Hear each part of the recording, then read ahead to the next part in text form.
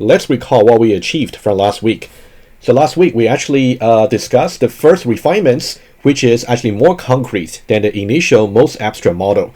We try to prove various aspects about the refinements being valid. For example, we talk about how the concrete invariance can be preserved and also established, and also the guards should be strengthened in the case of the refinement model. And we talk about the notion of convergence, and also we talk about the notion for relative de la freedom. So there are many aspects you really want to make sure you understand about proving a particular refinement is actually valid.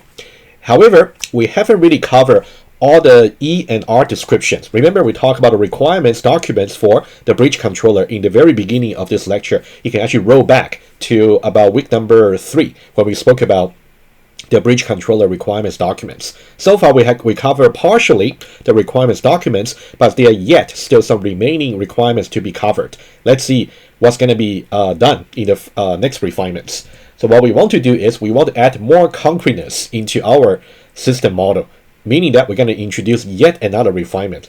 And the structure for this refinement here is going to be very similar to how we discussed the first refinements, the M1. Remember, for M1, we first talk about the concrete state space. We try to compare and contrast that with the abstract counterpart. And also, we're going to talk about the old events versus the new events. And we're going to talk about invariant preservation. And we're going to talk about convergence or divergence. And we're going to talk about relative de la freedom. So this will be the layout for how we're going to proceed with this second refinement, which we call M2 over here.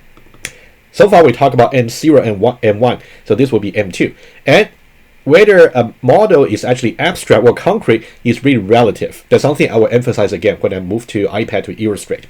But let's now go over some bullet points just to bring the context clear. So the second refinement has even more concrete perception about the bridge controller. Remember, for the very initial model, we try to observe the system from very high from the sky, in which case we can only observe the island bridge controller without seeing the bridge. In the first refinement, which we did last week, we could actually see the bridge, but we could only see island, bridge, and the mainland, but we don't see, for example, any traffic lights. So that's something we may want to introduce in the further refinements, which will be what we're going to talk about this week. Let's see. And so we're going to zoom in by observing the system from even closer to the ground. Every time you try to introduce a new refinement, you're basically trying to look at the system more closely so you can add more details. Let's now take a look at the 3 levels of abstraction for the same bridge controller system. So we got our initial model M0, which is the most abstract model. And remember, there's only one single variable for the bridge island compound, which is N. Just write it down, just in case you forgot. And we got the intermediate model, which is called the first refinement M1. And remember, for that one there, we replace the variable N by A, B, and C, because now we are able to see the intermediate bridge. And for this week, we're going to introduce yet another refinement model, which will be N2. In that case, we're going to introduce 2 new variables, namely MLTL and also ILTL. I'll explain them in just one moment. But it's really important for you to see the series of refinements that we're introducing at this point. We started with something incredibly easy just to get some requirements addressed. And then we gradually introduce more and more details. We introduced the bridge in the first refinements. And for the new refinement this week, refinement number 2, we're going to introduce the notion about traffic lights. And let me just mention one more thing, which is also very important. The way we do the refinements from M0 to M1 and also from M1 to M2 are slightly different, which I need to mention. There's a special terminology I want you to learn right away. So when we actually try to do the refinement from M0 to M1, right? When we go from here to here, we basically replaced variable N in M0 by A, B, and C to actually elaborate the notion about the bridge. What about the current refinements, where we actually want to go from M1 to M2, over here, from M1 to M2? And for this one here, we are now replacing the A, B, and C, because once you replace them, they do not exist in the concrete state anymore, right? Used to be, when we talk about M1 over here, we don't actually use the variable N in any of the events. We don't really refer them to the guards. We don't refer them in the actions either. But now, when we talk about M2 over here, we're still using A, B, and C. They are still going to be updated or maintained in our events in the M2, which we'll see. Okay, so this is something called superposition, which I also mentioned in the slide a little bit later. But let me write it down right away. It's called superposition, which is more like a special case for the refinement introduction, in which case, not only that we're going to inherit all the state space from the abstract model, in this case M1, we're going to inherit all the variables A, B, and C into M2, but also we're going to introduce some new variables MLTL and ILTL. Okay, let me write it down.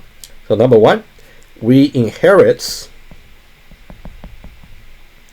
A, B, and C from M1. Number two, we introduces ML, TL, and also ILTL, two variables. Right, so far we actually talk about the difference between the two refinement schemes from M0 to M1 and also from M1 to M2. And another notion to really notice is when we talk about abstract versus concrete, it's really relative. Of course, M0, as we said before, because it's the initial model, so that'll be the most abstract. But whenever you talk about two models, you can always say which one is more abstract and which one is more concrete. For example, you would say M0 is more abstract than M1, is also more abstract than M2. What about for M1? You would say M1 is more concrete than M0 because M1 is a refinement. However, you cannot say M1 is more abstract than M2 because it's the opposite. You should really say M1 is actually more concrete than, it's actually more abstract than M2 because M2 is actually a refinement of M1 and etc. There is yet another refinement according to the textbook, which will introduce the idea about sensors, but we may not be able to cover that in this course this time. So I would suggest you can feel free to read it if you're interested.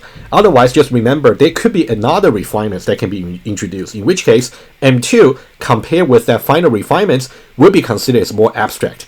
And that refinement there, the third refinement M3, will be considered as the most concrete model for the bridge controller, just to for your information. Right, let me now explain very briefly about what really are the purposes for these two variables quickly, and then we'll move on to declaring the variables and also the relevant invariants. Okay, and let's take a look at the variables over here. We got MLTL over here, and also we got ILTL. Let's first of all talk about the acronyms that we are facing over here. Okay, so MLTL, the ML over here stands for mainland, versus the IL over here stands for island. And the TL in both cases simply stand for the traffic lights. So this is one traffic light placed on the edge between the mainland and also the bridge, meaning that any cars that actually want to go exiting the mainland and go onto the bridge, eventually to the island, they must obey the traffic lights over here, MLTL. Symmetrically, if there's any car in the island, meaning that B is larger than 0, in that case, if any car wants to get onto the bridge and eventually return back to the mainland, they have to obey this particular traffic light that's placed on the verge, on the edge between the bridge and also the island. Right? It's a very straightforward idea. You can see how powerful refinement it is. We didn't even talk about the notion of traffic lights in the previous abstract model, but now we can introduce it, and of course we're going to prove that the refinement is valid and also consistent with the initial model. What's going to happen ultimately, now that we know about the extra variables we're introducing? Ultimately, we want to prove, remember earlier, we proved that M1 is consistent with M0, according to Gauss strengthening, according to relative de la freedom, and also with respect to the invariant preservation, right? That's what we did earlier. We're going to do something very similar. We want to prove that M2 is also consistent with M1. And we're going to prove about de la freedom, Gauss strengthening, invariant preservation, etc., and also convergence as well, for sure. By transitivity, since we know M2, given that M2 is consistent with M1, M1 is consistent with M0, so we know that M2 is consistent with M0 as well, right? By transitivity. Let's now talk about what's really being addressed in terms of the requirements for these two extra variables. We are really addressing the three E description. You can see the environments constraint over here. Just remember, so these are not necessarily the functionalities that we have to implement for the system, but rather these are some constraints or working conditions that we have to encode in our model as well.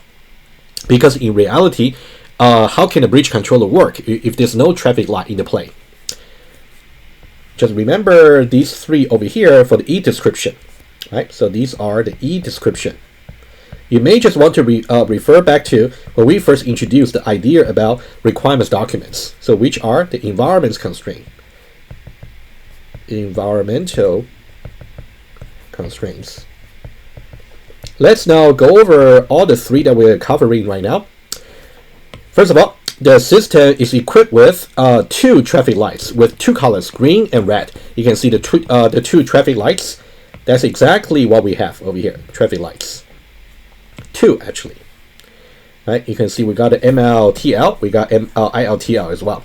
The traffic lights control the entrance to the bridge at both ends of it, right? It's exactly on the verge over here on the entrance to the bridge, and also on the verge over here symmetrically, and it may just enter into the bridge. So two traffic lights. So we are fulfilling exactly what environment constraint number 1, number 2 are talking about. Number 3 is kind of interesting. Okay, let me talk about number 3, which might be the only time we have to worry about it. Environments number 3 talks about cars are not supposed to pass a red lights, only on the green one. You might be wondering, well, isn't this actually true? Otherwise, they might be receive a fine, or maybe they simply got a ticket if they actually simply drive the car through when there's a red light. In some way, this is a really important assumption to make. Otherwise, our bridge controller system will have to be complicated so much to really regulate about what if there's some ill-behaved drivers who actually doesn't stop on the red light. Okay, so this is a very important assumption to make. Important to assume, such that the drivers will always stop on the red light. Otherwise, if there's no such assumption, M2 that we are developing right now would be much more complicated to really regulate, or to maybe to have some warning system to say if a driver simply pass through the red lights when where they should really stop, they should really receive a ticket. In that case, the system about the ticketing should really be added to the model as well. But we are not doing that. That'll be overly complicated for our consideration. Otherwise, M2 would be much more complicated.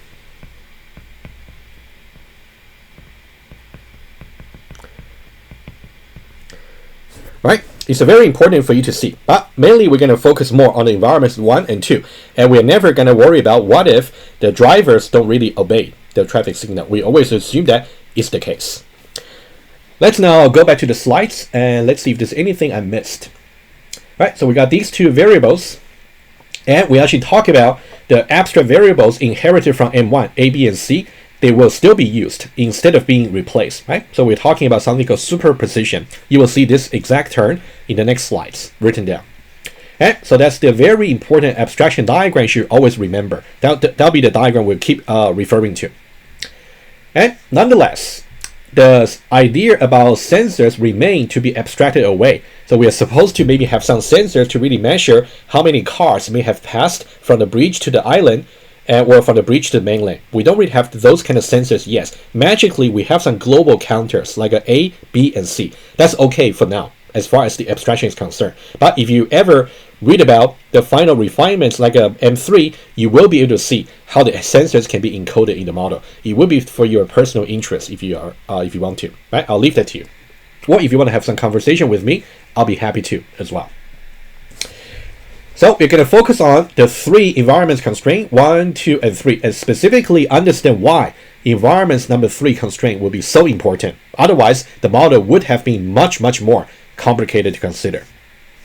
Let's now talk about, before we talk about the actual declaration for the invariance, just keep in mind, eventually we are obliged to really prove this particular added concreteness, because we have introduced the new variables, that means we have to make sure the way M2 actually behaves is still consistent with the way M1 behaves. We want to prove about simulation. Remember, for example, every abstract event should really simulate its concrete counterpart, right? That's all we spoke about before. And what exactly should be the proof obligation be formulated in sequence? That's something we're going to see as well.